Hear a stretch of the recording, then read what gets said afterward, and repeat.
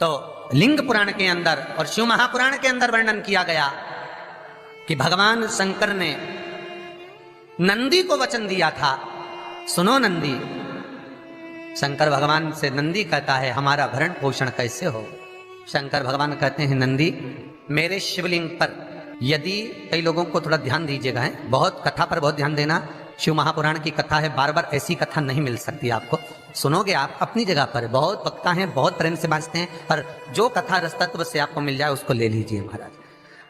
कोई वस्तु, कोई भोजन आप बनाकर लेकर गए हो, कोई पकवान आप बनाकर लेकर गए हो, कोई फल लेकर गए हो, यदि शिवलिंग पर वो पकवान, वो मिठाई, वो फल टच हो गया तो वो खाने के योग्य नहीं रहता।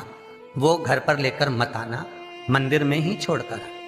यदि भोजन, पकवान, मिठाई, शिवलिंग यहां पर है और भोजन का भोग तुमने इतनी दूर से लगाया है, फल इतनी दूर रखा है, वो शिवलिंग पर टच नहीं करा गया है, तो उस प्रसाद को, उस फल को आप पा सकते हो, उसको खा सकते हो।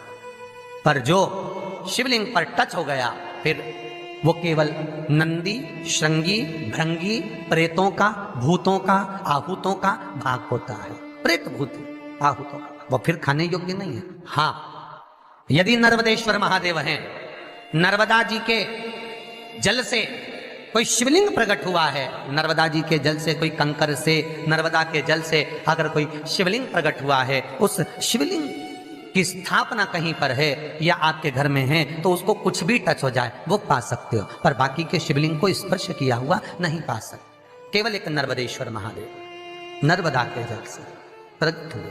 कई लोग पूछते हैं ये सांप है कौन, ये सर्प है कौन, तो उसको बताओ ये भगवान शंकर के गले में जो एक सांप पड़ा हुआ है ये भगवान विष्णु हैं। और शंकर भगवान के सिर पर जो जटा में सांप दिखता है, वो हाथ में सांप बंधे रहते हैं, वो दो हाथों में, कमर पर, सिर पर, केशों पर जो सांप 5 नजर आते हैं वो, तो बताओ ये शंकर भगवान की 5 लड़कियां हैं, जया, विषहरा, शामली बारी, दो तली और देव।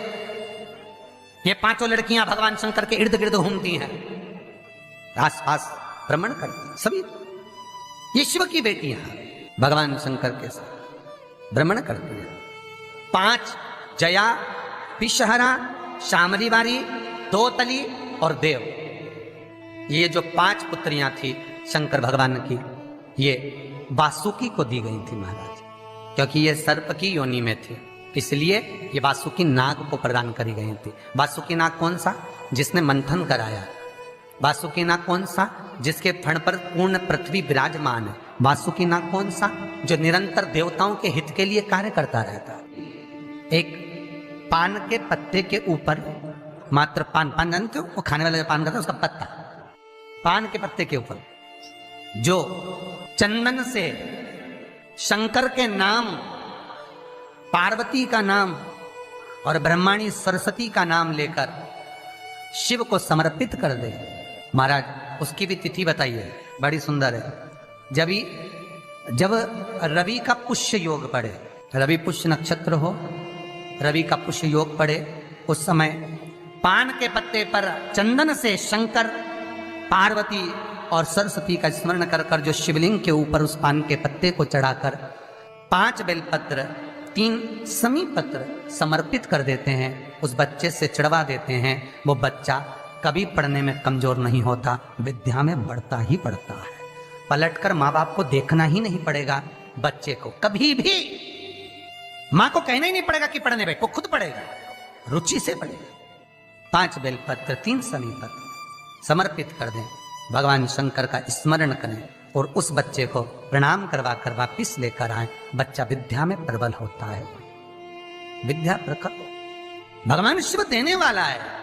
सरस्वती को स्वर बोले। शिव महापुराण की कथा, लिंग पुराण की कथा, विष्णु पुराण की कथा, पद्म पुराण की कथा कहती है कि किसी वृक्ष के नीचे, जिन वृक्षों का गुणगान हमारे शास्त्र करते हैं, जिन वृक्षों का गुणगान हमारी पुराणे करती हैं, उन वृक्ष के नीचे अगर एक मंत्र का मनका भी फेरा जाए तो उसका पुण्य 1000 गुना प्राप्त हो जाता है, आप रूप प्राप्त होता है अपने आप जिस पुण्य को करना चाहते। मेरा बहुत निवेदन है महाराज, बहुत प्रयास करा करो, प्रयास करना। अगर हाथ के मनके की माला भी नहीं हो और किसी पीपल के पेड़ के नीचे 15 मिनट बैठने का मौका मिल गया, आंवले के वृक्ष के नीचे 5 मिनट बैठने का मौका मिल गया, किसी आंवले के वृक्ष के नीचे 5 मिनट बैठे हो ओम नमो नारायण का मंत्र का स्मरण कर लो, ओम नमो भगवते वासुदेवाय का जाप कर लो, बस उसका फल 4 गुना 1000 गुना प्राप्त हो जाता है। शमी के पेड़ के नीचे बैठे हो, श्री शिवाय नमस्तुभ्यम का जाप करिए, 4 गुना फल मिलेगा, 1000 गुना फल। बेलपत्री के पेड़ के नीचे गए हो, ओम नमः शिवाय ओम का जाप करिए, फल मिलेगा। उस फल को हमें पाना है। कई लोग कहते हैं महाराज हम पूजन बहुत करते हैं, हम पाठ करते हैं, हम अर्चना करते हैं, हम व्रत रखते हैं, हम उपासना करते हैं, हम दान करते हैं, हम पुण्य करते हैं, हम सत्कर्म करते हैं, उसके बाद भी दुख क्यों है? हम पूजन तो कर रहे हैं।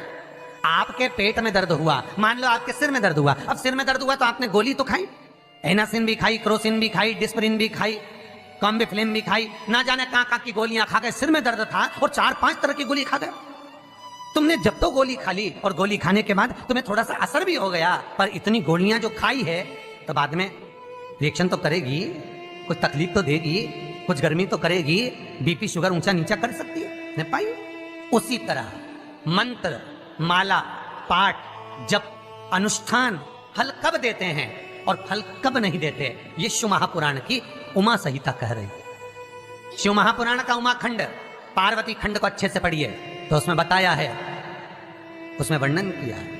हम पाठ करने बैठे, इतनी बड़ी पोथी लेके लोग बैठ जाते हैं, पहले राम रक्षा स्तोत्र पढ़ लिए, फिर ये पढ़ लिए, गीता जी का अध्याय पढ़ लिया, ये पढ़ लिया, ये चालीसा, दुर्गा चालीसा, शिव चालीसा, तांडव, ये वो, ये मंत्र जप लो, वो मंत्र जप लो, फिर कोई महाराज बता गया वो मंत्र जप लो, फिर कोई महाराज बता गया वो मंत्र जप लो, ये वाला देवता ला के अलमारी में रख लो। इतनी बड़ी पूजन की अलमारी, बस इतनी बड़ी, ज्यादा से ज्यादा होगी तो इतना बड़ा पूजन का घर, कमरा, उसमें इतना सारा देवता।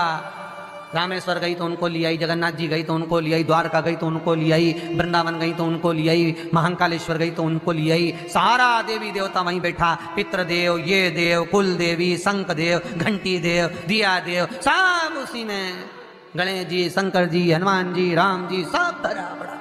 और पूजन करने सुबह से आई, सुबह से इतनी सी शक्कर लाई कटोरी में, इतनी सी शक्कर कटोरी में, भगवान को नहला धुला के कटोरी धर दी, इतनी बड़ी अलमारी में सारा देवता ऐसा कसा कसाया बैठा है, सारा देव। तीर्थ करने फिर गई तो गणेश जी शंकर भगवान से बोले पिताजी फिर जा रही है। शंकर भगवान बोले बेटा खसक के बैठो, फिर पकड़ के लाएगी किसी को, बैठ फिर लाएगी किसी, फिर ले आई, फिर रख दिया। पूजन करने आई, कलश रख दिया, मंदिर में ही ढुल गया, भगवान पूरा गीला हो गया। गणेश जी शंकर जी से बोले पिताजी पूरा गीला करके चली गई। शंकर भगवान बोले बेटा तो कल ही आएगी, दिया लगा के गई तो गीले में बैठो, अब नहीं आने वाली। और ध्यान देना साहब, इस कथा को आपके ऊपर लेकर समझाया जा रहा है, क्योंकि शिव महापुराण की कथा कहती है कि आप जो मंत्र जप रहे हो, आप जो माला जप रहे हो, आप जो साधना कर रहे हो, आप जो पाठ कर रहे हो, वो आप पर असर कर रहा है कि नहीं कर रहा है, वो आपको समझना है। राम रक्षा स्तोत्र का पाठ करो तो पहले हनुमान चालीसा पढ़ो, फिर राम रक्षा स्तोत्र करो।